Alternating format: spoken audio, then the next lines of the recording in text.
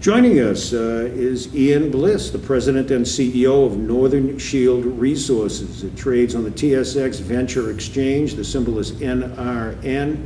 And welcome, Ian. It's great to have you with us. It's great to be here, Stuart. Give us a little bit of an overview of Northern Shield Resources, where you are on the continuum to mine to market, and where you're drilling. Yeah, Northern Shield Resources is a Canadian-based junior mining company with a focus on platinum group element exploration in North America. We're a grassroots company. All our projects right now are very early stage in sort of the prospecting and early drill stage. One of the reasons we're focused on platinum is because we see a lot of political problems coming to South Africa, which is where most of the world's platinum comes from right now. And there's almost no one exploring for platinum group elements or PGEs in North America. So we have sort of a niche market in that. And more recently, in drilling one of our platinum targets, we came across copper, zinc, silver, what we call VMS mineralization, very significant.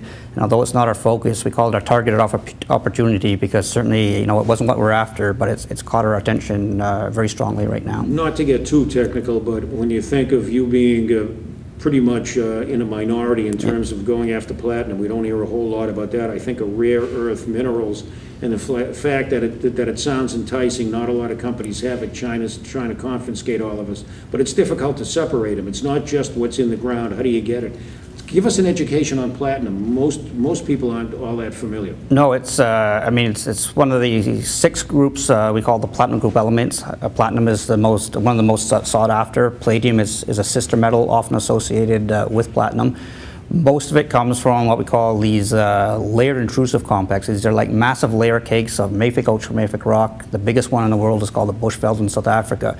And they tend to form very thin but continuous layers. Now in the Bushveld in South Africa, there's 2 layers. One's the platinum is mixed up with a mineral called chromite, which is not only where chrome metal comes from, but it's often associated with platinum. In the past, the extraction of that has been a little bit difficult from a chromite, but now that technology has been in place for actually years and is getting much more efficient. And it's often associated then with small amounts of nickel-copper mineralization. You do in some deposits, like in Sudbury in Canada, get platinum as a byproduct of nickel, but so far in Canada we have no standalone platinum mine. And again, it's a very different style of mineralization than most other deposits like gold and nickel copper. It's usually associated with very small amounts of sulfides, which makes it very difficult to detect by geochemical methods. It's also geochemically immobile, so it's hard to pick up in soils and streams, which you often use to track down these mineralization. And that's essentially why it's $1,700 an ounce, because it's not easy to find. And as I say, we have never had a standalone mine in Canada, and so people have never really been looking for it.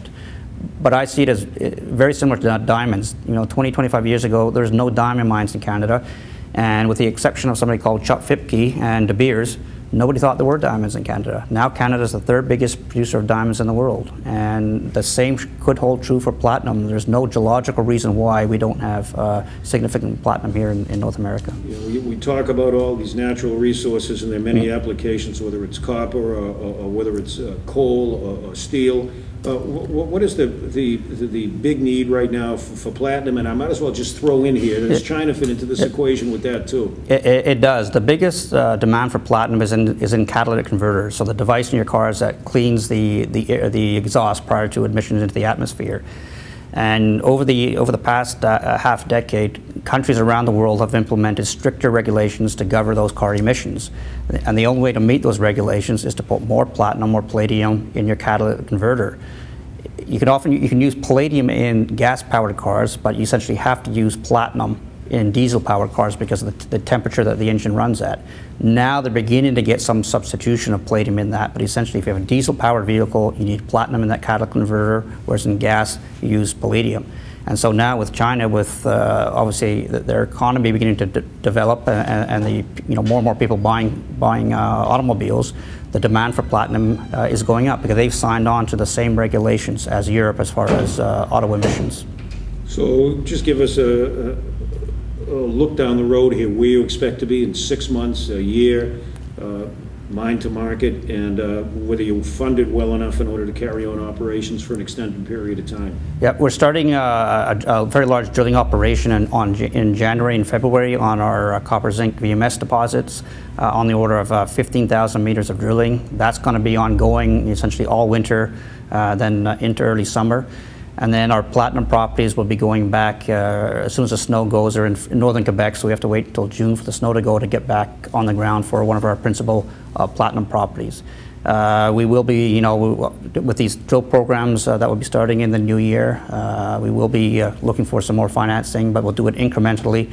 Obviously, with the way the market conditions have been the last few months, we're not going to finance at the bottom of the market. But we've always had a fairly good, reputation in North America and in Europe, where a lot of our investors come from, as very straight shooters, hard workers, especially on the platinum side. There's not too many people that understand platinum exploration, and so we're sort of a niche market there. So even in the tough times, we've attracted, good quality investors. For instance, Sprott Asset Management owns about 16% of the company. Managers and directors own about another 19-20%, and there's a group in London that own another 8% that are specifically interested in platinum.